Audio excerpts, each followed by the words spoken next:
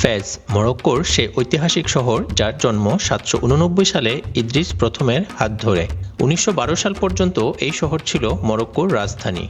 আজ রাজধানী না হলেও দেশের আধ্যাত্মিক কেন্দ্র এবং দ্বিতীয় বৃহত্তম শহর হিসেবে ফেজ তার প্রাচীন গরিমা ধরে রেখেছে।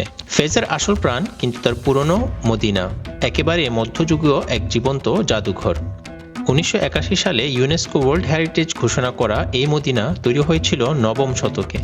প্রায় ১০,০০০ সরু গলির এই গোলকধাঁধা পুরোপুরি গাড়ি মুক্ত। এখানে মালপত্র বহন করে খচ্চর আর ছোট ঠেলাগাড়ি। মাঝে মাঝে মোটরবাইক ছুটে গেলেও মানুষ আর বাজারের শব্দে সরু পথগুলো সবসময় গমগম করে। ফেজের কারিগররা আজও হাতে তৈরি কাপড়, গয়না, আসবাব, খাবার সবকিছু ছোট ছোট দোকানে বিক্রি করে।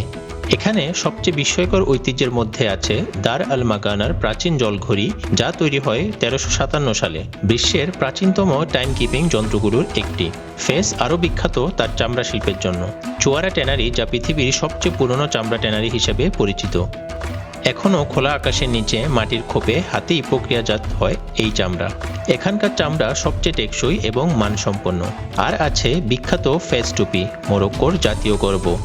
একসময় এই লাল টুপিগুলো শুধু ফেজ শহরেই ট্রাপসি কারিগরদের হাতে তৈরি হতো। এখন অনেক দেশে তৈরি হলেও সেরা মানের ফেজ টুপি এখানেই পাওয়া যায়। এই শহরে আছে আল কারাউন বিশ্ববিদ্যালয়। ৮৫৯ সালে ফাতিমা আল ফেহরি নামের এক ধার্মিক নারী প্রতিষ্ঠা করেন এটি। গিনেস রেকর্ড অনুযায়ী এটি বিশ্বের সবচেয়ে প্রাচীন ডিগ্রি প্রদানকারী বিশ্ববিদ্যালয়। ইউনেস্কো এটিকে এর জন্মলগ্ন থেকেই প্রকৃত বিশ্ববিদ্যালয় হিসেবে স্বীকৃতি দেয়। ফেজে আছে ৪০০রও বেশি মসজিদ, এর অর্ধেকই মদিনার ভেতরে। পাশাপাশি ইহুদি ইতিহাসেরও গুরুত্বপূর্ণ অংশ এই শহর। ১২শ শতকে বিখ্যাত দার্শনিক ও চিকিৎসক মাইমোনিদেস এখানেই বসবাস ও চিকিৎসা করতেন।